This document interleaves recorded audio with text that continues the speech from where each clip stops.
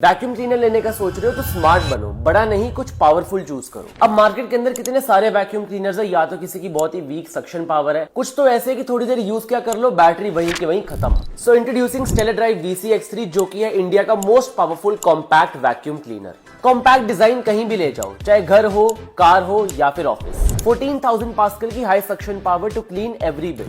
7500 mAh की long lasting battery, एक बारी चार्ज करो एंड मल्टीपल बारी क्लीन करो। एंड सिर्फ यही नहीं, एंड इसके अंदर आपको ब्लोइंग फंक्शन भी देखने को मिल जाता है, तो डस्ट, पत्तियां, पेपर बिट्स कुछ भी बहुत इजीली हटाओ। एंड इसके अंदर है double filtration for hygienic cleaning, and साथ में आपको मिलती है 1+1 वारंटी भी। तो सोचना क्या, upgrade to Stellar drive VC-X3 vacuum cleaner, power, portability, style, सब कुछ एक ही प्रोडक्ट में। आप भी इसको बाय कर सकते हो on www.stellardrive.in। The link is in my bio.